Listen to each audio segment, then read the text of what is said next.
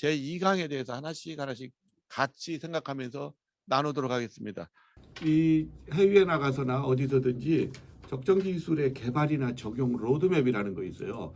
교과서에 나오는 거는 아닙니다. 제가 한 15년 동안 하면서 어떤 것들이 이런 것들이다 저런 것들을 쭉 뭐 저는 좀 이렇게 뭐 두 가지를 이렇게 조금씩 섭렵했으니까 책을 쓰려고 준비하면서 이런 적용을 해봤습니다. 주관적인 거니까 저하고 똑같이는 아니고 어떤 사람은 아니다 할 수도 있겠지만 여러분들이 선택해서 들으시면 될 것 같습니다. 자, 여기 보시면 준비 단계가 있고 적정 기술 개발 단계가 있고 적용 및 확산 단계가 있습니다. 오늘은요 준비 단계까지를 합니다. 준비 단계까지만 해도 양이 이게 같이 나눠야 될 것들이 참 많아요. 그러니까 그렇게 하시고요. 자, 먼저 이 적정 기술 개발이나 지역 개발의 거점을 확보하기 위해서는 어제 얘기했지만 제일 먼저 대상 지역의 거주지를 중심으로 한 올바른 현지 이해가 전제가 되어야 돼요. 대상 주민들이 어떤 생각을 갖고 있고 뭐가 필요로 하고 그리고 그들이 스스로가 해결하지 못하는 것들이 어떤 것들이 있는지를 생각해내서 그거를 도출해내고 그걸 토대로 해서 개발 방향을 정해야 된다는 것입니다. 어제 얘기했죠. 건양 대학생들이 와가지고 마을을 돌면서 쭉 조사를 해보니까 어느 약방을 갔는데 약방에서 그 마을에 있는 약방이 애로사항이 뭡니까 하고 이제 이렇게 쭉 자연스럽게 얘기하다 보니까 그건 6개월 동안 우기철이니까 너무 습기가 차서 약을 보관을 못 한다고 하니까 별짓 다 했어요. 그 밑에다가 램프를 놓을까 뭐를 놓을까 이랬는데 어설프다고 생각했는데 그걸 가지고서는 이제 오랜 시간을 거치면서 같이 연구하고 또 그걸 또 출품하고 이러다가 굉장히 큰 성과를 얻었어요. 뭐 지금 그 베트남하고도 제휴하고 캄보디아도 지금 그 일을 진행하고 있다고 하더라고요. 이렇게 어떤 것들의 문제점이 그 현지인들이 해결할 수 없는 것들이에요. 그런 것들을 도출해내고 이런 개발 방향을 줘야 된다는 것입니다. 그리고 또 한 가지는 소각장이나 이제 소각장은 저희가 만들었어요. 그 다음에 정수시설 같은 것들이 있어요. 이거는 누가 봐도 개인적으로는 돈이 벌거나 사업적으로 해야 되는 것이 아니라 이런 것들은 거의 기부 모델로 진행을 해야 돼요. 그리고 이런 것들을 할 수 있도록 자료를 제공해주고 주민들 스스로가 동남아에 가보면 쓰레기가 뭐 대한민국 굉장히 좋아졌는데 오래전에는 우리도 그랬어요. 그래도 우리는 깨끗한 민족이에요. 원래부터가 잘 닦고 깨끗하고. 근데 동남아에 가보면 나중에 이제 저 개발하는 프로세스를 보시면서 이제 그때는 사진을 보여드릴 건데 정말 장난이 아닙니다. 쓰레기 같은 것들이. 근데 처음에 가서 내가 쓰레기 때문에 스트레스를 받았어요. 지방에 들어가서 뭐를 이렇게 센터를 만들고 할 때. 근데 이게 한 6개월 되니까 쓰레기가 없으면 더 이렇게 뭐라 할까? 허전할 것 같더라고. 이게 사람 심리가 이상해요. 그래서 어쨌든 이런 것들은 공공성으로 들어간 기부 모델로 할 건지 아니면은 지역 공동체를 세우기 위한 수익 모델로 갈 건지에 대한 것들에 대한 이 방향성을 설정해야 된다는 겁니다. 이거는 이제 전체적인 그 적정 기술과 적용 로드맵에 대한 전체적인 아웃라인을 지금 설명드리는 겁니다. 준비 단계에 들어가서는 제가 또 차분하게 해드리겠습니다. 그 다음에 방향성 설정이 되면은 그 다음에 타당성 조사가 이루어져야 돼요. 이게 뭐냐면 예를 들어서 수익 모델로 정했다고 해봐요. 그렇다면 해당 공동체가 구성되어 있는 지역에서 주로 잘 자라는 것이 뭔지 이런 것들부터 해야 돼요. 작물 같은 거를 기준으로 농업을 기준으로 해서 잡았습니다. 그것을 통해서 만들어지는 혹시 그 작물을 통해서 만들어지는 가공품이 생계수단하고 주민들 생계수단하고 어떤 관계성이 있는지도 먼저 체크해 봐야 되고요. 이런 것들이 어느 정도가 그 만들었을 때 또는 현재 나오는 작물들이 얼마큼 거래가 이루어지는 것도 해봐야 되고 또 주민들이 팔 적에는 얼마고 현지는 얼마큼 되는 것도 사실은 미리미리 준비를 해야 돼요.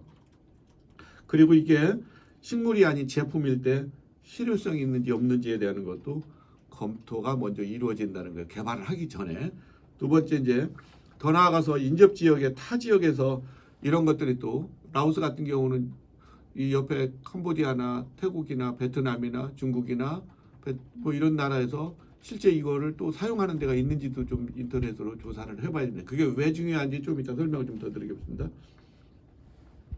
꼼꼼한 선행조사가 이루어지고 충분히 한 다음에 그 다음에 이제부터는 진정한 개발을 진행할 수 있다는 얘기입니다. 이뿐인가요? 실제적으로 제품이 만들어지기까지는 많은 기동이 필요합니다. 발생되어지는 문제점을 보완하고 지속적으로 적용 실험을 하게 되고 이때 실소유자들이 다른 지역으로 하여금 자발적인 한 지역민들이 사실은 자발적으로 이게 너무 좋아 우리도 같이 해볼까 하는 이런 것들을 유도할 수 있어야 되고요. 더 나아가서 인접 지역뿐만 아니라 더 많은 지역의 네트워크도 활용할 수 있도록 준비를 해야 되지 않을까 하는 생각이 들어갑니다. 단계별 적정 로드맵을 설명에 있어서 제가 이론적인 것보다 이제 몽골 G7 과정부터 캄보디아, 라오스의 실제 경험을 사례로 지금부터 이제 하나씩 풀어나가 보도록 하겠습니다. 이거 나오는데 졸리면 그거 문제가 있어요. 제가 문제가 아니고. 그러니까 재밌게 들어주십시오. 자, 준비 단계입니다. 자, 올바른 현지 이해가 필요하다고 그랬죠. 첫째, 두 번째는 문제 원인 분석이 나오고요. 세 번째 환경 분석이 나오고요. 네 번째는 관습이나 생활 습관 분석이라는 것이 나옵니다. 그 속안에서 올바른 현지 이해에서 몇 가지가 나와요. 자, 이제 하나씩 풀어나갈 거니까 잘 들어보세요. 이게 한국에서도 적용 가능한지, 이 적용은 전 세계적으로 어디나 똑같이 적용해 줄 수 있을 거라고 생각해요. 주거 형태 봐요. 그 다음에 가족의 수가 있어요. 화장실이 있어요. 주방 조리구나 방법이 또 있어요. 그 다음에 주거 환경에 먹는 물이 있고요. 수익 구조가 농업이냐 축산이냐 또 어업이냐가 따라서 또 달라질 거예요. 그 다음에 생산물의 처리 방법에 대한 파악이 어떻게 진행되는지에 대한 파악을 해야 되고요. 그 다음에 문제 분석 원칙은 이게 근원적인 원래 어떤 문제가 있어요. 물 문제가 좀 이따 상황이겠지만 어떤 문제가 될 적에 이 문제가 오래전부터 몇백 년 동안 이어져 내려온 것이 있어요. 그러면 반드시 거기에는 이 사람들은 나름대로 그 문제를 해결하기 위해서 노력한 거가 있어요. 우리도 똑같습니다. 그 다음에 이거하고 상관없이 사회적인 발달로 인해서 산업화되면서 쓰레기 봉투가 많이 나와요. 이러다 보니까 온 집안 주변이 쓰레기 봉투 이런 것들이 많이 발생하게 돼요. 이거는 이 오래된 근원적인 문제가 아니라 사회 발전으로 발생되는 문제들이 생기는 거죠. 그 다음에는 오래된 근원적인 거에다가 다른 사회적인 그 다음 단계로 발생되는 혼합된 형태의 세 가지로 나눠질 수 있습니다. 그 다음에 이제 환경적으로는 어떤 지역은 눈이나 너무 추운 지역으로 발생하는 거, 어떤 지역에는 비가 너무 많이 온다든지, 어떤 지역은 너무 가문다든지, 이런 기압, 이런 여러 가지 조건들에 따라서 바뀌어질 수도 있고요. 그 다음에 이제 관습, 생활환경 분석, 이게 어떤 건지를 이제 하나씩 설명해 보겠습니다. 제일 먼저 올바른 현지 이해 방식입니다. 적정 기술 및 사회지역 개발 관련해서 이렇게 이제 단체원들이 사실 오면은 제가 이 가정을 방문하도록 일단 합니다. 왜 그걸 해야 되냐면요. 학생들이 왔을 적에요. 한 일주일이나 보통 단기팀들이면은 열흘 정도 있습니다. 일주일에서 열흘. 거의 대부분이 일주일이에요. 그리고 한 2, 3일은 주변을 돌아보는 일들을 합니다. 혹시 이 중에서 그런 아울렛지를 다니신 분들은 쉽게 이해할 수 있을 겁니다. 이게 학생들이 처음에 오면요. 내가 몇 학교에서 학생들이 봤어요. 대학생들이. 자기네들이 젊은 기백으로 너무 자기네들의 관점에서 너무 못 사는 거야. 그러니까 와가지고 자기네들이 일주일만 되면 이 사람들이 멍청해서 그러니까 싹 바꿀 수 있다고 얼마나 자신만만한지 몰라요. 근데 이 사람들하고 얘기를 제가 해봐요. 해보면 현지에 대해서 기본도 아무 준비도 없어요. 그렇게 인터넷이 발달돼 갖고서는 두드리기만 하면은 그 지역은 어떻고 저쩌고가 다 나와 있고 수없이 많은 사람들이 얘기가 나오는데 어떻게 그렇게 아무것도 모르면서 전체를 자기네들이 의욕적으로 바꿀 수 있는지 난 참 이해가 잘 안 되는 때가 되게 많아요. 근데도 어쨌든 뭐 자기네들이 한다니까 그런가 보다 해요. 그러다가 자기네들이 이제 준비해 온 것들 말고 더 새로운 것들을 준비하기 위해서 근처나 아니면 좀 큰 조금 더 큰 도시에 가요. 가가지고 재료를 준비하기 위해서 나가서 시장을 보고 오면 말 그대로 코가 쭉 빠져갖고 나와요. 있을 거 다 있었는데 내가 우리들이 왜 이렇게 이 무거운 것들을 다 여기까지 갖고 왔는지를 이해를 못하겠다는 거야. 그러니까 결과적으로는 마치 그냥 이 동남아를 오면서 아마존 밀림 지역으로 온다는 생각을 가지고 오는 건지 뭐 하는 건지 그게 좀 이해가 안 되더라고요. 근데 이게 한 번만 이루어지는 게 아니라 두 번, 세 번이 똑같은 반복을 해요. 그래서 제가 이제 이해를 잘 못하는 것이고, 그 다음에 저희들이 그런 사람들을 위해서 어떻게 하냐면 내려놓는 거를 먼저 하라고 그래요. 한국적인 사고방식에서 너무 있어가지고 개발도 한국식으로 하려고 하고 현지인 눈높이를 안 맞추려고 그래요. 그 이상해요. 내가 그래서 자꾸 리처드 벨벳 교수를 내가 그 끼리끼리 하는 거 사고의 변환이라는 것이 없으면 안 된다는 거를 서두에다가 내가 일부러 사실은 넣었어요. 이 가정 처음에 가지고 와서는 비우는 일을 하고요.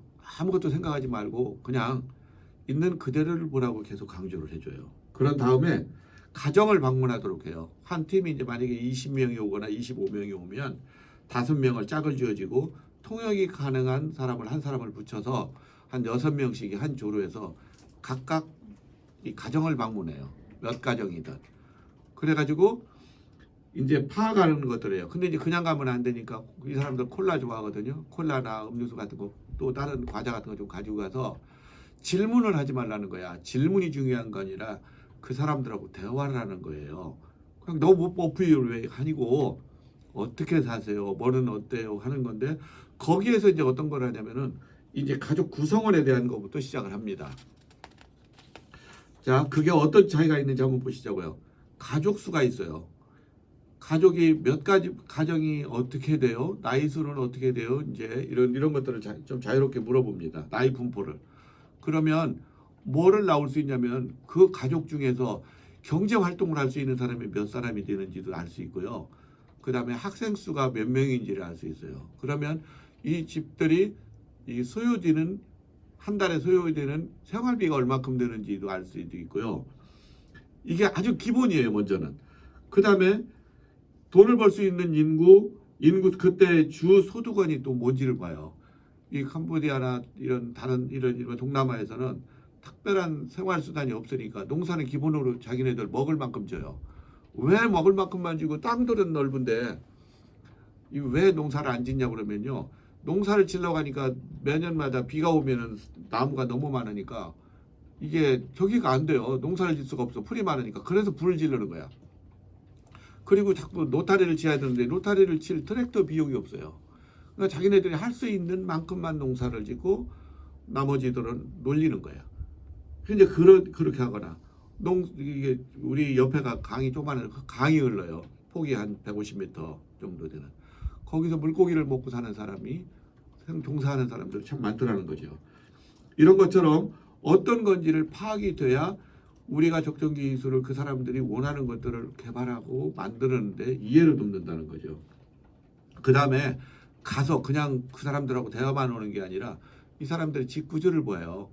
그러면은 어떤 식으로인지 부엌은 어디 있는지 화장실은 어디 있는지 이런 것들 그 다음에 집기는 얼마큼이나 쓰는지 주변에 쓰레기는 얼마큼 날려 있는지 이런 것들 다양한 것들을 그 다음에 더 중요한 것이 물은 또 어디다가 담아 먹는 건지 우리처럼 수도 나온 게 아니니까 어디다가 담아놓고서는 길에다가 그 물을 퍼서 쓸 거 아니에요?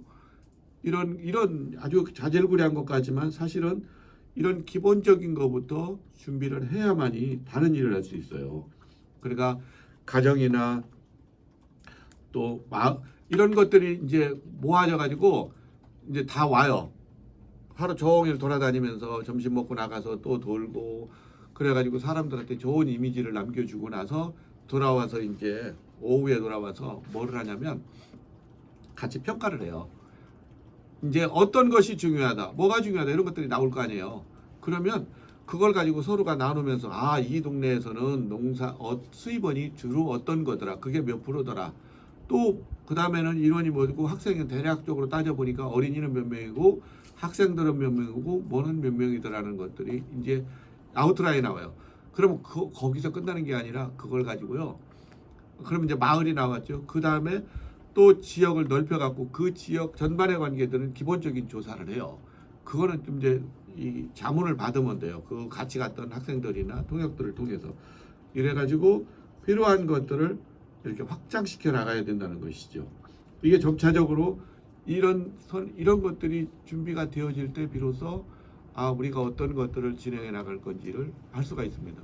우리나라도 똑같지 않을까요? 우리나라에서 뭔가를 한다고 하는데 그냥 이 많은 대중들이 필요하지 않는 것들을 뭔가를 한다고 해봐요. 한국에서 적정지술은 이 여러 가지가 없다고 생각하지만 실제는 한국도 똑같아요. 가난한 사람은 여전히 가난하고요. 중간에 있는 사람들은 여전히 어려워요. 우리 못 사는 사람들 연탄을 지금도 쓰고 있는 이 지금 시기에도 연탄이 없어서 불을 따뜻하게 못 대는 사람도 얼마나 많아요. 근데 우리는 늘 답을 밖에서만 찾으려고 해요. 그리고 이런 것들은 다 환경하고도 연관되어 있고 굉장히 많은 것들이 있을 수 있습니다. 자, 그 다음에 이렇게 갖고서는 뭔가가 조사가 됐어요. 그러면 문제의 원인 분석이라는 것을 해야 됩니다. 뭐냐? 아까 조금 전에 앞전에서 말씀드렸죠? 이게 오래전부터 있었던 거냐? 아니면 이게 사회가 변화하면서 변화된 거냐는 거죠. 그 다음에 또 고질적인 문제하고 새로운 문화가 합쳐져서 만드는 건지. 자, 그 다음에 이제 첫 분부터 한번 들어가 보자고요. 오래전부터 존재하던 사회적인 문제라는 것이 어떤 것인지 보자고요. 캄보디아를 보면요. 자, 집에 빨간 걸로 지금 표시되어 있죠? 항아리예요. 이 사람들은 건기하고 우기하로 나눠져 있어요. 그래가지고 우기는 빗물을 받아요. 그리고 건기 때는 우리처럼 수도가 없다는 전제에 우리는 항상 그럼 물을 틀으면 수도만 하면 되지 펌프 갖다 하고 넣지 전기도 안 들어가는데 무슨 수도를 품어. 그러니까 우리 사고방식을 일단 제껴놓고 제로로 한 상태에서 대화가 돼야 돼요. 그 다음에 옆에 있는 거를 보면 어때요? 흙탕물이에요. 하얘네요. 그 속 안에는 삼엽중 벌레도 겨다녀요. 근데 한국 사람들이나 다른 서양에서 NGO가 파진 물은 잘 안 먹고 저 물을 또 굳이 먹어요. 이게 더 맛있고 탈이 안 난대요. 그 이유는 나중에 이제 하나씩 설명해 드리겠습니다. 이거는 누가 만드는 문제가 아니에요. 캄보디아라는 지역 환경에서 오래도록 이게 있었던 상황이야. 그러니까 이거는 그냥 어떤 방법으로 새롭게 만드는 것보다 이런 문제점이 있고 이거를 어떻게 개선해 줄지 이게 이제 우리가 하나씩 풀어져 나가야 되는 거라는 겁니다. 자, 캄보디아 이거 물 한번 보세요. 이게 외국인들이 파준 NGO에서 파준 물들이에요. 이 물 먹을 수 있어요? 이게 잘 못 먹어요. 이 속 안에는 철분도 있고요. 그래서 먹으면 바로 이 사람들이 배탈이 나버려요. 그럼 이렇게 캄보디아를 보면은 평지야 전부 다 거의 다 이러다 보니까 이 우기가 반절이고 건기가 반절이면 원래부터 황토끼가 있었는데 이 건기가 되면은 이 뭐라 하죠? 산성으로 변해요. 오래도록 이렇게 물이 있다 없어지면 땅이 그러면서 가루가 날려요. 이게 가루가 날리면서 이제 막 집안에서도 이 도로를 가다 보면은 건기 때는 온통 다 저기 빨간색이에요. 나뭇잎이. 이러다가 이 사람들이 생각해낸 것이 뭐냐면 항아리예요. 큰 항아리인데 저희는 처음에 개발하면서 이 항아리가 저긴 줄 알았어요. 그 우리나라처럼 세라믹으로 된 흙으로 둔 항아리인 줄 알았더니 그게 아니고 이 오래전에는 여기는 황토 맞는 빚는 기술이 잘 없어가지고요. 어떻게 했냐면은 그 세멘트로 만들어서 항아리를 만들었더라고요. 이거를 개선하고 만들어 나가는 과정의 관계는 뒤에서 하나씩 사례로 들면서 이거 만들면서 과정에 있었던 에피소드 같은 것들은 따로 하나씩 진행하도록 하겠습니다. 오래된 고질적인 문제들을 어떻게 할 건지에 대한 고민을 해야 돼요. 그러면은 이 사람들 입장으로는 오랜 시간을 두고 하면서 이게 최선의 방법이었어요. 그런데 이거를 개선할 수 있는 방법. 근데 해보니까 어떤 문제가 되냐면 이렇게 항아리다 놓고 이거를 해보니까 저기가 문제가 돼요. 이 다른 건 다 좋은데 이게 황토 같은 것들이 밑에 침전이 돼가지고 청소를 못해. 항아리에 보통 얼마큼 들어가냐면 저기 들어가요. 1톤이나 1.5톤의 물이 들어가요. 요 속 안에. 그러니까 돈 주고서는 건기 때는 사요. 자, 그 다음에요. 두 번째는 오래전 사육 과정에서 새롭게 발생한 문제예요. 산업화되면서 아까 비닐루가 엄청 날린다고 그랬어요. 이게 어떻게 되는지 한번 보자고요. 이래요. 집 주변이 온통 이렇고요. 이거는 그래도 양호한 편이에요.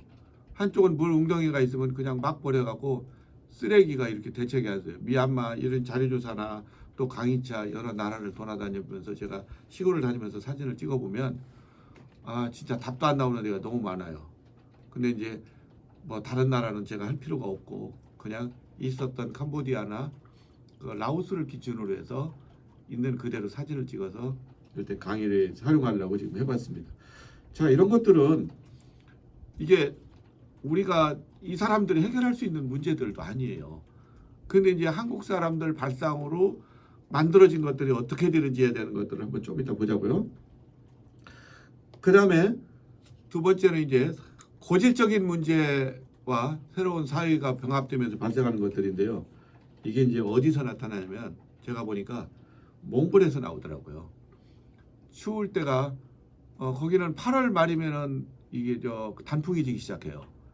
9월, 10월이면은 이제 그때부터 추워져요. 5월 달이 되는데 제가 살던 아파트가 9층짜리였었는데 제가 7층에서 이렇게 밑을 내다보면은 한 3월 말, 4월 달쯤, 3월 말쯤 되면 영하 5도쯤 돼요. 그럼 이 사람들은 벌써 우통 벗고 일을 하더라고요. 밑에 시장인데. 그거 좀 너무 황당했어요. 이게 하여간 적응력이 다른 것 같고 어쨌든 몽골에서 일어나는 일들이 몽골은 자기 나름대로 처음에는 이게 이 사람들이 오래도록 이렇게 너무 추우니까 추위를 극복하기 위해서 만들어진 것이 어떤 거냐면요. 그때 당시는 큰 두꺼운 벽돌이 없었으니까 지금은 이 사람들이 쓰는 벽돌이 두께가 70cm입니다. 기본이. 우리하고 너무 달라요.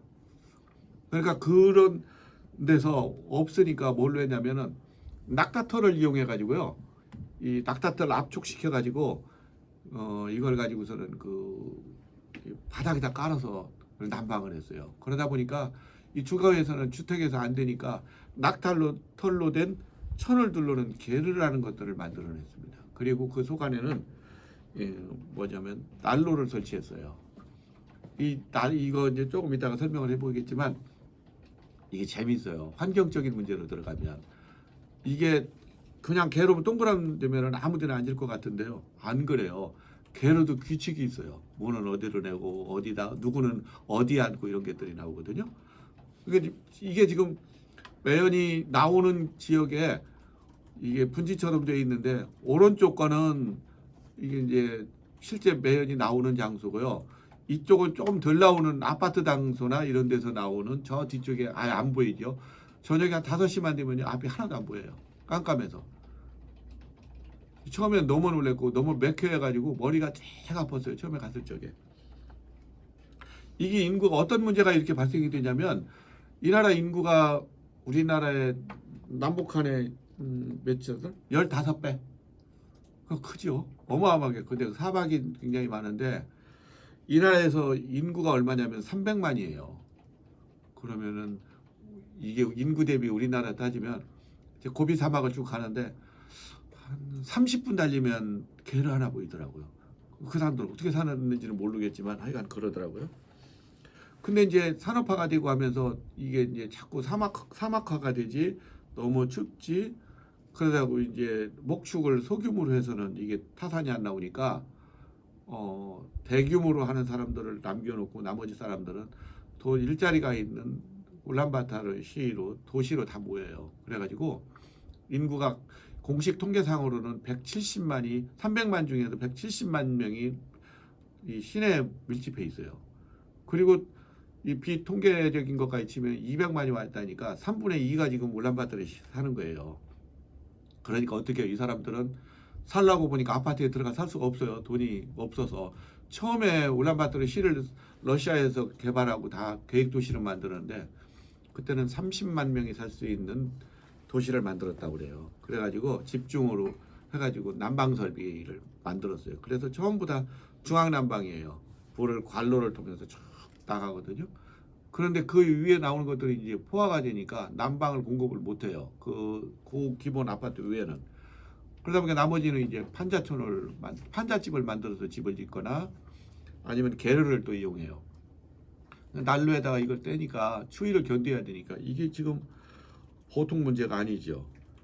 그래서 이런 문제가 발생을 하다 보니까 추운 거를 해결하려고 보니까 떼다 보니까 밀집지에서 이상현상이 나서 이거는 추운 거가 문제가 아니고 환경이 더 문제가 되는 거예요. 그래서 최악의 아주 환경 문제가 발생하는 이런 도시가 돼버린 거죠.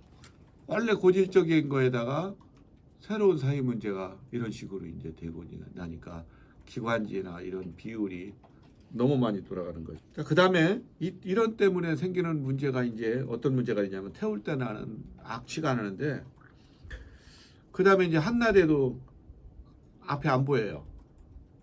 그리고 뭐 어쨌든 전 세계적으로 최악의 매연 도시가 되고 자리매김되고 이게 되다 보니까 땔감이 없어요.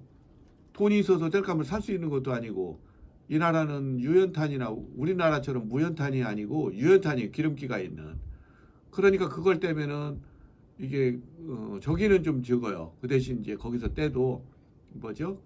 그런 난로를 그런 석탄을 떼면 이 가스 사고는 없어요. 연탄가스 사고 때문에. 왜냐하면 기름을 태워서 끓으면 많이 나는데 이 독성은 좀 적은 것 같아요.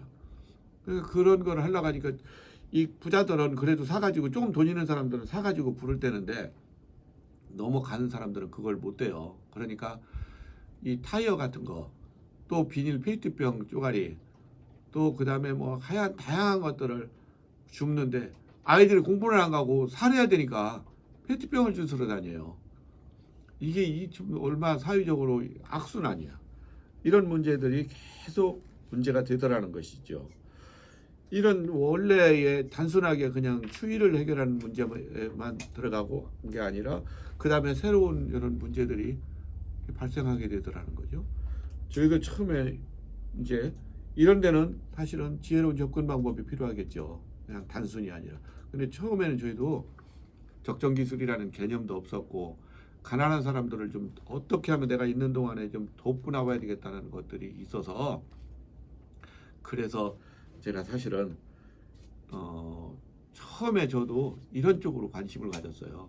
어떻게 하면 난방을 해서 이 사람들이 따뜻하게 할까. 가정 방문해보니까 너무 춥게 사는 거야. 그 꼬마가 어느 한 밤에 갔는데 게르에서 그 동생이 있는데 웅크리고 이렇게 하고서는 추운 날이었는데 웅크리고 있는 거야. 나 그거 본 거하고 공동묘지 쪽에 이제 가정 방문 간 적이 있었어요. 쓰레기장 매립장 같은 매립장이 있는데 그 주위에서 판잣집을 짓고 있는데 거기 가서 보니까 그 30도 되는 데서요 비닐도 제대로 안 쳐 있어 갖고 바람이 송송 들어오는 거야. 물어봤어요. 너네들이 지금 가장 필요로 하는 것이 뭐냐? 뭐가 좋겠냐 그랬더니요. 따뜻한 데서 발 한번 뻗고 잤으면 좋겠다고 그러더라고. 근데 그날 점심 때 내가 집에 와서 밥을 먹는데 너무 가슴이 아파서 먹먹해서 나 많이 울었어요. 라면을 못 먹었어요. 근데 그러면서부터 시작해서 몽골에서 G세이버를 만드는 계기가 사실은 됐습니다. 뭐 내가 만들려고 했던 것도 아니었는데 하여간 하다 보니까 그렇게 됐어요. 자, 세 번째 환경적인 분석입니다. 이런 것들이 이제 자 보자고요. 자, 활동 지역을 중심으로 해서 제품을 개발하거나 또는 수익 모델을 준비할 때는 미치는 것 중에서 가장 중요한 요인 중에 하나가 주변 환경을 둘 수 있습니다. 자, 우리는 가끔 가다가 자기가 보고 싶은 것만 보는 때도 있어요. 아니면 경험한 것들에 대한 것들을 예를 한번 들어볼까요? 캄보디아에 많은 사람들이 앙코르와트를 보거나 보기 위해서 왔다가요. 그러거나 이제 겸사겸사 해갖고서는 오는 팀들이 굉장히 많습니다. 근데 와서 이 사람들은 계절마다 따로따로 오거든요. 근데 어떤 사람들은 4월 달에 와요. 계절별로 한번 볼까요? 4월 달에 오면요. 엄청 더워요. 3월, 4월 때는 캄보디아는 한 45도까지 가요. 숨이 막히고 가만히 있으면 온풍기 다 놓고서는 바람이 들어오는 것처럼 훅훅 들어와서 진짜 숨이 이게 답답해요. 근데 그때 왔다 간 사람은요, 캄보디아는 엄청 덥다고 생각해요. 덥고 길거리에 온통 빨간색이고 먼지 날려서, 그리고 습하고, 이것만 기억해요. 답답한 것. 두 번째는 이제 7월, 8월, 9월이 되면요, 비가 와요. 그러면은 낮은 지역에 있는 데는 다 물이 차요. 한국 사람들이 한참 땅 투기들을 많이 할 적에 와가지고 논이다 생각하고서는 건기 때 와서 좋은 때 와가지고 땅을 계약을 해놔요. 실제 있었던 일이에요. 그리고 와서 보니까 우기철 와 보니까 다 물이 차갖고 어디 땅인지를 몰라. 이게 좀 굉장히 에피소드 같지만 슬픈 얘기죠. 근데 이제 어쨌든 비가 오면은 다 잠겨요. 그리고 나서 또 겨울이 되면은 12월, 1월 달 되면요 또 선선해요. 근데 어떤 자리에서 얘기를 나눌 적에 어떻게 얘기를 하냐면, 그 상황에 따라서 어떤 사람은 그 계절마다 캄보디아는 정말 너무 더운 나라야. 아니야, 무슨 얘기야. 캄보디아 가면 선선해. 에이, 무슨 얘기야. 거기 가보니까 움직이지 못하고 비만 와. 이런 식으로 얘기를 해요. 우리가 적정 기술을 얘기하든 아니면 새로운 뭔가를 얘기하든 자기가 본 대로만 얘기를 해요. 현상만 가지고. 그러니까 그때 와서 사업 구상을 하거나 준비를 했던 사람은 그 상황에서만 대비를 해요. 그 다음 것들은 아무것도 보지를 못해요. 그러니까 우리가 어떤 사람이 뭔가를 하거나 막 개발한다고 폼을 잡으면 제가 그래요. 제발 좀 지나고 나서 한 해라도 좀 지나고 기본을 문화라도 좀 익히고 환경이라는 걸 보고 나서 다음 단계를 나오면 안 되겠냐고 이렇게 얘기를 합니다. 이분들이 먹는 것들이 주로 우리처럼 무슨 가공품을 잘 먹는 게 아니라 그 야채 위주로 주로 먹습니다. 라오스 와 보니까 봄, 여름, 가을, 겨울 새순이 돋아요. 그러니까 동네 사람들은 전부 다 우리 집 울타리에, 우리 땅이 굉장히 넓어요. 센터가 한 9,000평 정도 됩니다. 꽤 넓죠. 제가 부자예요. 라오스에도 땅이 있고. 근데 이 울타리 주변에 식물들이 많이 나오는데 이분들은요, 식물들 어떤 거든지 독성이 없는 거면 어떤 식물이든지 갖다가요, 그놈을 갖다가 무쳐 먹어요. 그리고 냉장고가 없으니까 필요한 만큼의 일용할 양식만 가져가요. 한국 사람처럼 막 싹쓸이해서 가방에다 들고 가봐야 아무 쓸모가 없어요. 그러니까 꼭 필요한 것들만 가지고 가서 하는데 새순만 먹어요. 우리나라는 새순 값이 엄청 비싸죠. 무슨 새순 몇 순 해갖고 이게 엄청 비싼데 거기는 너무 흔해요. 그리고 거기 처음에는 가면서 이상했는데 나중에 보니까 이게 진짜 너무 좋은 거야. 저도 익숙해서 저희도 지금 요즘은 거의 식물성으로 건강 유지 관리를 합니다. 그리고 이제 그때는 이렇게 과일이나, 내가 한국에 와서 제일 힘든 것이 과일이야. 우리는 과일이 너무 늘렸어요. 시장 보면은 우리 돈으로 한 얼마? 5만 원만 하면은 엄청 일주일 먹을 만큼을 사요. 근데 한국 와서 수박 하나도 2만 5천 원, 3만 원이더라고. 근데 경기 나가지고 애들 데리고 가서, 꼬마들 데리고, 손주들 데리고 가서 뭐 하나 사주려고 했다가 내가 아무 말도 못하고 뒤로 나왔어. 너무 비싸. 자, 어쨌든 캄보디아나 이쪽은, 특히 캄보디아 같은 경우는, 이 동남아 같은 경우는 과일이나 또는 식물이나 이 쌀이 주식이거든요. 그러니까 당연히 이런 것들을 쓰레기가 문제가 될 일이 없었어요, 처음에는. 근데 어느 날 갑자기 환경 문제가 되면서 이게 이제 쓰레기니 이런 것들이 범벅이 쓰레기장에 갖다 버리니까 이게 범벅이 돼갖고 썩고, 우기철이 좀 지나고 나면, 우기철이라도 뭐 노상 비 오는 게 아니라 저녁에 주로 밤에 많이 와요. 계절 이렇게 우기 기간 내내 시간마다 틀려요. 어떤 때는 이제 처음에는 초저녁부터 시작해서 중간, 말, 그다음에 새벽녘이 되면 건기가 끝이거든요. 그러니까 그때 우기철 때쯤 되면은 이게 쓰레기가 뭉쳐져 갖고 악취가 나고요. 이제 우리나라에서 NGO나 또는 쓰레기 선교단체나 이런 쪽에서 와주는 것이 이렇게 벽돌로 블럭으로 쌓여 1m 정도. 그리고 거기다가 쓰레기를 버리도록 밑에 콘크리트 쳐갖고 버리도록 하거든요. 근데 이게 뒤범벅이 돼가지고요, 파리모기의 온상지가 돼버려요. 그 주변에 있는 사람들은 생활을 못해, 파리모기 때문에. 이런 게 묘한 거죠. 이런 것들은 결국은 한 1년 정도, 얼마가 처음에는 모르다가 좀 하다가는 다 부셔버려요.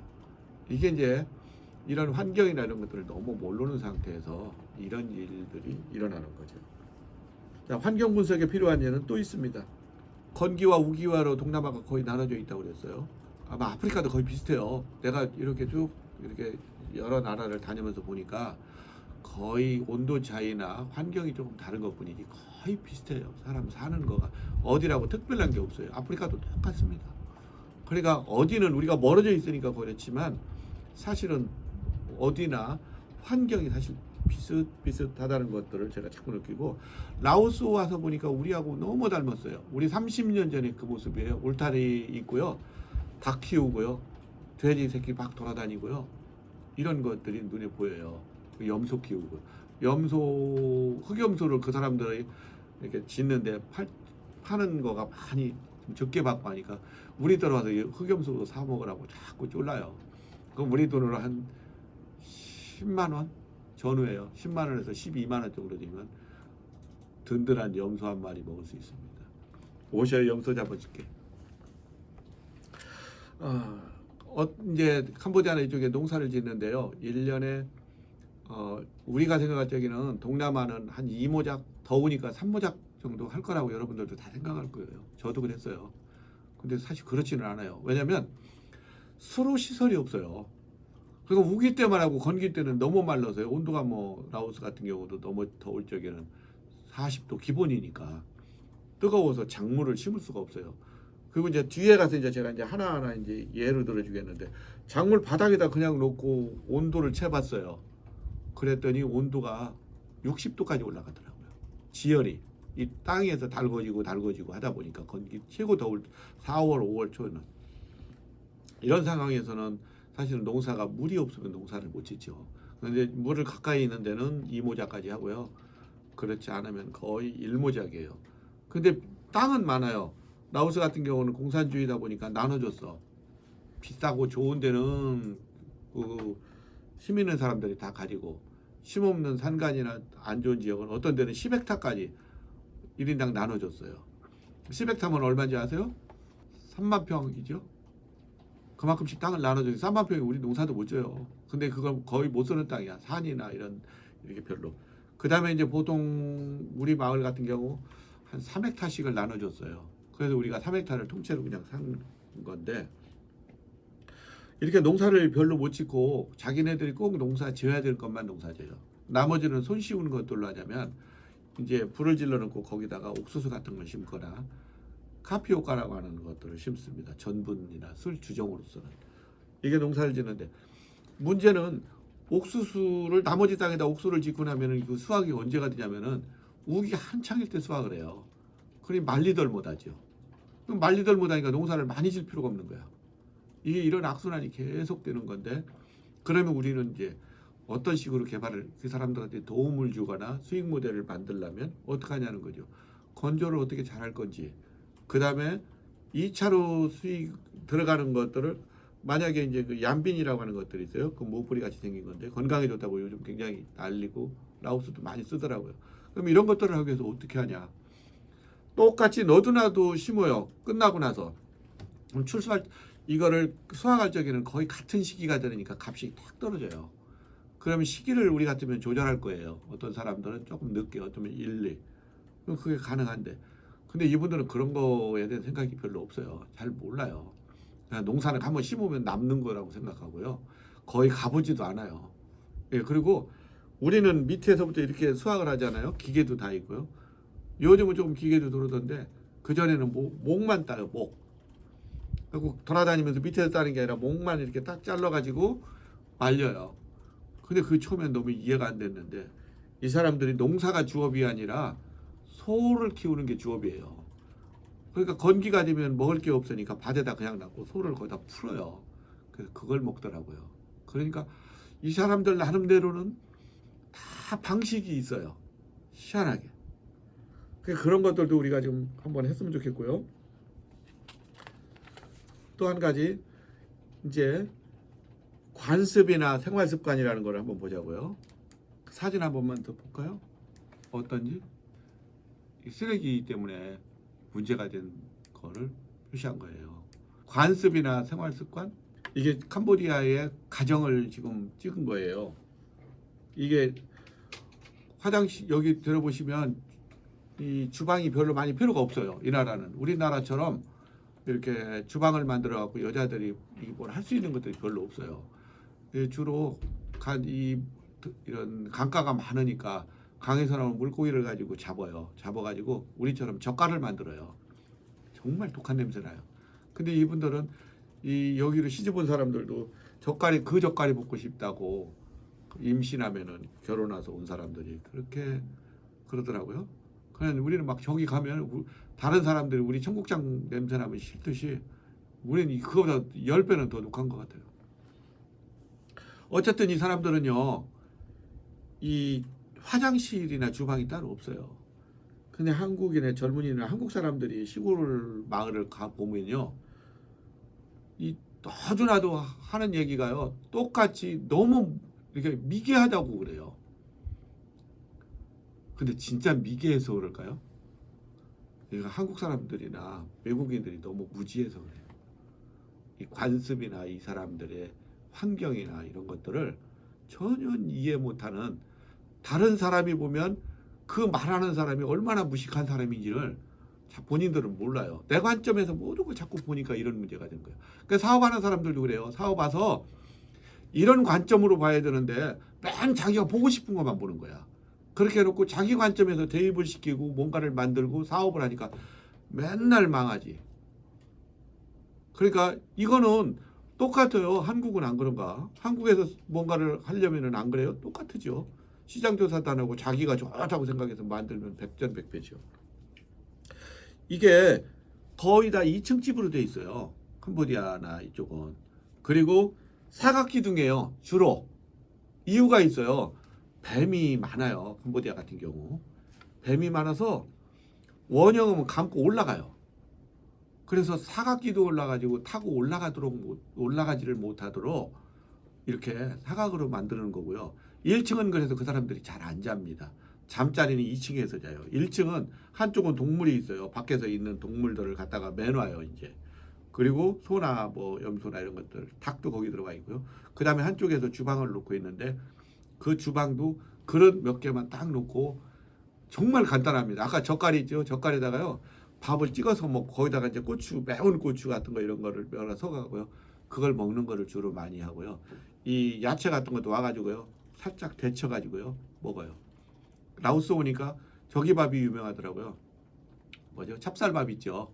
이렇게 찹쌀밥을 대나무통 같은 아니면 찜통에다 찧어가지고 먹는 찹쌀 찜통 밥이 있습니다. 거의 다 그 사람들은 주식이, 우리는 맵쌀이 아니라 거기는 찹쌀이 위주입니다. 근데 자, 2층 구조로 되어 있는 이유가 있어요. 그리고 어떤 지역에 조금 지역이 낮은 지역은 조그마한 배가 있어요. 근데 요즘은 이제 도심 같은 경우는 그 도로 옆에 있는 지역은 도로보다 약간 높아요. 이제 수십 년 동안 이분들이 도로를 내면서 도로가 낮으면 침수가 되니까 이 최소한도 비가 많이 왔을 적에 얼마 정도의 높이가 돼야 이게 물이 안 찬다, 이런 기준이 나와 있어서 거기에 맞춰서 도로를 만들거든요. 그러니까 주변에 새로 생긴 도로나 집을 질 적에는 항상 메꿔가지고 그보다 약간 높게 그렇게 만들어 놓습니다. 이 집을 지어요. 근데 이제 그렇지 않고 시골은 거의 대부분이 그냥 현재 있는 그대로를 가지고 집을 만들어요. 그러다 보니까 6개월에 아까 우기철이라고 그랬죠. 우기철이든 비가 와가지고요, 다 잠겨요. 그러면 화장실을 만약에 거기다 지어놨다면 어떻게 될까요? 그거 수인병 걸려서 다 못 살 거예요. 범람해갖고 화장실이 다 들쓸고 일어나면 그 2층에 있는 사람들 어떻게 움직여요? 냄새도 날 테고요. 그러니까 우리는 너무 내 관점에서 생각해요. 그 현지에 오래된 사람들이 살아나기 위해서 아까 오래된 문제점들을 스스로가 어떻게 개척하고 어떻게 만들어 나가는지를 우리는 관심도 없어. 그냥 내가 지금 편한 것만 생각해. 우리는 뭐 옛날에 무지하게 잘 살았나? 우리 집집마다 있었어요. 옛날에 저희 나갈 적에도 동네에 우물 하나 있어요. 거기서 물 길어다 먹었어요. 근데 이 젊은 세대들은 잘 모르겠죠. 근데 우리는 거기 가니까, 내가 이상한 얘기지만 약간 비껴가서 좀 재밌는 얘기 하나 할게요. 몽골에 처음에 갔더니요, 이 몽골 사람들이 차를 모는데 이 차를 말이라고 생각해요. 그래가지고 아무데나 다녀요 그냥. 이게 저 S 뭐 이제 뭐죠 그 SRB 뭐 있죠 왜 이게 트럭 같이 생긴 차들 이런 것들이 있는데 아무 쪽이나 그냥 다니는데 앞에서 차가 오고 이제 이렇게 도로가 있어서 하나가 꺾어져서 거기다 딱 마주쳤어요. 그러면 진짜 안 비껴. 그래서 나중에 화가 나면 못 가게 열쇠를 빼고서는 가버려 그냥. 그 차를 거기다 놔두고. 나 그래도 너무 이해가 안 됐어요. 그러느니 조금만 빼주면 되는데 이게 조금 빼주면 자기의 자존심이 상한다는 생각이 옛날에 이제 그 기마민족이나 이런 거 습성이 있어서 문화적으로 이해가 너무 안 되는 것들이 많았는데 그 이런 데도 똑같고요. 그 다음에 이제 이 문화나 환경에 따라서 생활 방식이 다르다는 것들을 몽골을 가지고 한번 얘기를 한번 해보자고요. 제가 제일 잘하는 것이 몇 년 동안 하도 그 생활해서 몽골에 대한 것도 있어요. 자, 게르에 이게 게르 내부거든요. 이건 그래도 제법 큰 게르네. 작은 게르는요. 실제 만들어도 봤어요. 프로젝트로 제가 학교에다가 게르를 만들고 하나하나 제가 만들어 봤어요. 그랬더니 총장이 나한테 그러더라고요. 제가 이제 몽골 국립대가 제일 커요. 우리나라 서울대 같은 데인데 가서 이제 있으면서 그 교수하고 그 총장하고 가까워서는 총장이 나한테 그러더라고요. 게르가 어떤 형태인지 잘 아세요? 그러더라고요. 만들라고 보면서 위치를 잡을 적에 이제 우리는 그냥 편한 데다가 잡으려고 했어요. 문을. 그랬더니 절대로 그러면 안 돼요. 그러더라고요. 그러면서 게를 만들 적에 그 출입문은 남쪽으로 있어야 된대요. 반드시. 왜냐면 이제 추운 나라니까. 그리고 또 재밌는 거는 몽골은 우리는 동쪽이나 남쪽에 이게 나무가 많죠. 근데 몽골은요 동쪽이나 남쪽은 나무가 하나도 없어요. 북쪽만 있어요. 왜 그러냐면 북쪽은 눈이 오면 눈이 안 녹아요. 그 물 때문에 그 물을 먹고서 나무들이 북쪽에만 숲이 있어요. 나중에 기회 되시면 몽골 한번 가보십시오. 전부 다 북쪽 방향만 나무 숲이 있어요. 남쪽은 바짝 말라서 아무것도 없어요. 근데 어쨌든 앞 대문은 그렇게 하고요. 들어가면서 왼쪽은 뭘로 돼 있냐면 침대가 있어요. 침대나 이게 나무 같은 걸로 짠 데가 있는데 거기는 그렇지 않으면 이제 바닥에서 자요. 침대가 이제 이렇게 식구가 많으면 양태를 이중으로 깔고 그리고 나서 자는데 거기는 어린이들 좀 나이가 성년이 아닌 결혼하지 않은 이 아이들이 거기서 자요. 왼쪽은. 그다음에 한 가운데는 이 나라 사람들이 믿는 그 티베트 불교 종교가 있어요. 이제 그래서 어떤 거든지 자기네들이 이렇게 믿는 어떤 형상을 거기다 놓거나 아니면 그 옆에다가는 그 집안의 제일 어른들이 거기서 자요. 그다음에 오른쪽은 주부 공간이에요. 그래서 한국 사람이나 외국인들이 못 모르고 오른쪽은 거기 침대나 의자가 있으니 거기에 척하다가 앉으면 안 돼요. 남 부인이지 않은 침대에서 앉는 거야. 우리 그런 생각 하나? 전혀 안 하고 그냥 갔죠. 그 다음에 난로 기둥이 2개가 있어요. 게르를 떠받치는. 근데 기둥이 있고 난로가 있는데요. 난로도 연통의 위치가 따르더라고요. 연통은 어린이 쪽에 있어야 돼요. 그리고 이 몸체가 이 석탄이나 이 재료를 넣는 지역이 여자들 쪽으로 있는 오른쪽에 있어야 되더라고요. 이 원칙을 벗기면 안 되고 그 다음에 그 사이에 있는 난로 사이에 있는 그 기둥 사이로 일반인들이 지나다니면 안 돼요. 굉장히 큰 그 실내예요. 뭐라고 해야죠? 하여간 그거는 부정 타는 거야. 그 나라 사람들이 얘기로는. 이게 우리가 생각할 적에는 이게 얼마나 달라요. 우리 뭐 무슨 상관이 있어요. 무슨 주부 공간이 어디 있어. 그러니까 그런 것들을 이해하지 못하는 상황에서 뭔가를 하면은 굉장히 어렵다는 얘기예요. 저희는 이거 G7을 만들면서 이것 때문에 굉장히 신경 썼어요. 난로에다가 뭔가를 올려놔도 괜찮은지에 대한 것들을 굉장히 많은 조사를 했어요. 제가 가르치는 학생들을 통해서 했고요. 그 위치에다가 연통에다가 위에다가 올려놨을 적에 어떤 문제가 있는지 그 다음에 이런 것들이 이 사람들이 생각하는 문화나 관습에 벗어나는지에 대한 것도 있고요. 나중에 뒤에 설명하지만 디자인 같은 거 하나도요. 이 사람들이 좋아하는 디자인이 있고요. 이게 뭐랄까 불미스러운 디자인이 있어요. 칼라를 집어넣는 것도 그렇고요. 그러니까 색깔도 마음대로 우리가 못 넣는 거예요. 그러니까 이거 하나를 만들기 위해서 우리가 검토해야 되는 것들이 굉장히 많았어요. 생각보다. 자, 이제 이론 강의는 조금씩만 더 하고 이제 하겠습니다. 이 어쨌든 지역마다 나라마다요 나름의 관습이나 사회적인 어떤 특성이 있어요. 이런 것들을 진짜 검토하면서 하나씩 하나씩 나가야 되고요. 잘못 생각하고서는 그들의 생각하는 이런 것들을 무시하고 우리 방식으로 그냥 나눠줘 보다게 봐요. 하나 뭔가를 우리끼리 만들어 갖고 갖다 주면요, 이게 오래 못 가요.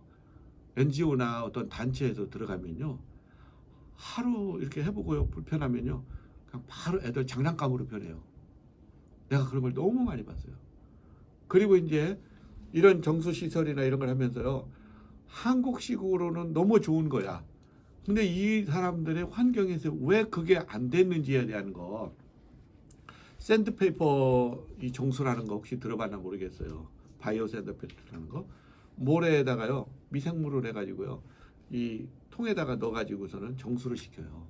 그러면 거기 미생물이 물을 이렇게 뭐랄까 정화시키거나 균을 잡는 좋은 역할을 해요. 이게 선진국에서는 가능해요. 근데 캄보디아나 이쪽에서는 안 되는 이유가, 건기 때는 그걸 안 써요. 우기철은 그걸 쓸 필요가 없어요. 우기철은 빗물이 최고 좋아. 우리가 실험을 해보니까 빗물, 정수한 물 한 3가지를 가지고 실험해봤거든요. 빗물이 제일 좋아요. 이 균도 좋고요. 그냥 여러 가지 성분이 제일 좋아요. 근데 우기철에는 그걸 쓸 필요가 없죠. 그러니까 우기철에 쓸 걸 안 먹고 비워놓다 보니까 그 모래에 가지고 있는 균이 다 말라 비틀어져 가지고요, 못 써요. 그러니까 제일 나쁜, 나중에는 어떤 형태가 되면 죽은 상태에서 물이 계속 밑으로 내려오니까 밑에가 세균의 온상이 돼버리는 거야.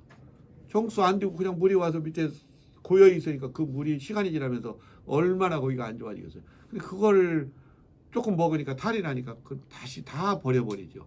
그러니까 우리가 만들어진 것들, NGO나 특히 이런 데서 뭐 연결해 갖고 뭐 만들어줘 하는 거, 내가 오래 가는 걸 못 봤어요.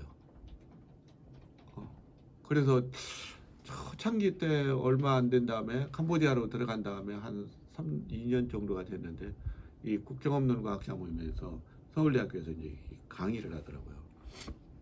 이제 강의할 일이 있어서 거기 가서 강의를 했는데, 저 말고 이제 다른 어떤 NGO 대표가 강의를 하더라고요. 그런데 그거는 나는 생각 안 하고 내가 뭐라고 했냐면, 우리 NGO에서 물 파주는 거, 이제 그분이 있었으면 나 그런 말 안 했을 텐데, 이것도 좀 한번 생각해 봐야 돼요. 왜냐하면 물을 팔려면 많이 파지 말고 하나를 파는데도 좀 안방까지 뚫어서 깊이 좋은 물을 좀 파줬으면 좋겠습니다 하고 내가 얘기를 했거든요. 왜냐하면 한번 파주고 사실은 그분들 잘 안 가봐요. 그냥 사진 한번 딱 찍고 우리 몇 개 파줬습니다 이렇게 하거든요.